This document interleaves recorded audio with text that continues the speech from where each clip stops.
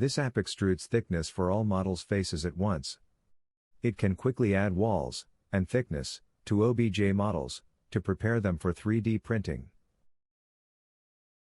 To open an OBJ model, click the Open OBJ button.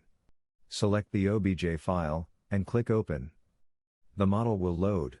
You can navigate through different model orientations using the View navigation menu. You can also use hotkeys to navigate through different views using keyboard shortcuts.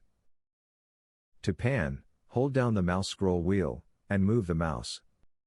To orbit, hold down the Shift key and the mouse scroll wheel and move the mouse. Use the mouse scroll wheel to zoom in and out. To fit the model on the screen, double-click the mouse scroll wheel. Enter the desired value for extrusion, and press Enter, or click the Extrude button.